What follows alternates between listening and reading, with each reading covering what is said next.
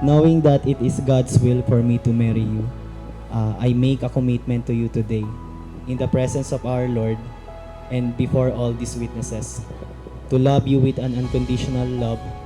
I will always be faithful to you, never leaving you nor forsaking you. I will love you and cherish you to be your partner in all things, and to stand by your side through all life challenges and joys. Dave Carr, mahal, knowing that it is God's will for me to marry you, I make a commitment to you today before God Almighty and before all these people to become your wife, not just as spouse, but as your soulmate and helpmate.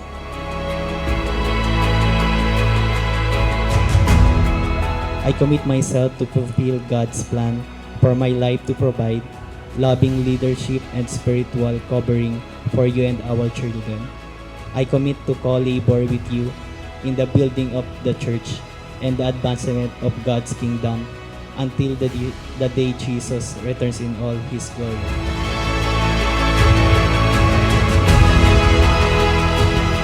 I commit to co-labor with you in the work of building God's church and advancing His kingdom on this earth until the glorious return of our Lord Jesus Christ.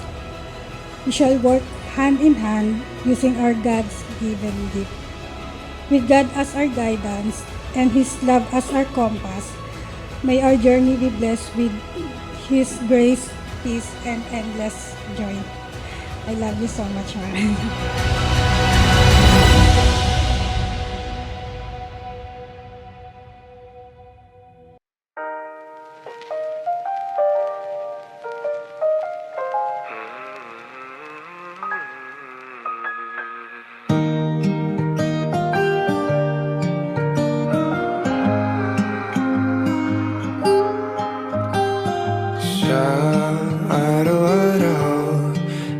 Sa amin nagkakilala ni Dave.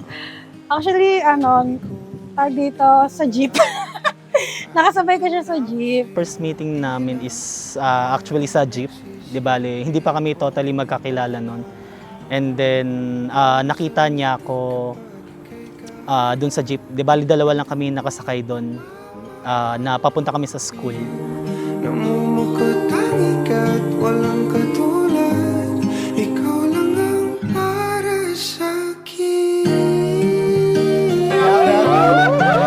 Maganda to.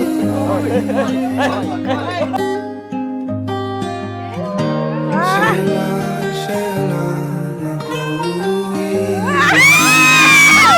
Kaya naman, dito ka sa piling ko. O dito ka lang, dito ka lang. Bumabagal ang ikot ng mundo kapag ika'y nariyan o aking tahanan.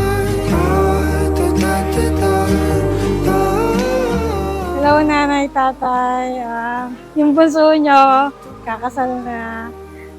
Sayang hindi nyo nabutan, pero alam ko nandyan lang kayo palagi sa akin, nakagabay. And I know na before kayo mawala, napakilala ko naman si Dave. And trust nyo naman na napakabait ni Dave. Sa bawat sandali na tayo ay magkayakap ng maigpit, taglay mong hinig ang bumabalot sa aking nila. Pinaka naging nagustuhan ko siya nung nung nakilala ko talaga siya ng pinakapagkataon niya. Yun yung pinaka nagustuhan ko. Pogi. May itsura. Ayun, nung time na yun kasi parang nag-evaluate ako ng mga lalaki. Siya lang yung napili. Aking ikaw ang tanging tiyak.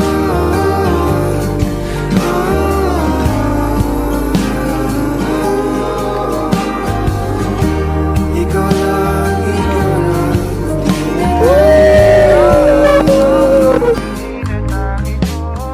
Mahal, thank you sa lahat. Lagi mong isipin na nandito lang ako lagi. Lagi kitang sasamahan sa hirap at ginhawa. Yun lang. See you later, Mrs. Grabe. Love you, mahal. Ay, mahal. Eto na, this is it na. Sabi nga, this is it. This is our wedding day. Enjoy lang natin tong araw na to. Ready na ako. Ready ka na ba? See you later, mahal. Ang aking kiliti, katotohanan na hindi ko maitatanggi. Mahal kita, wala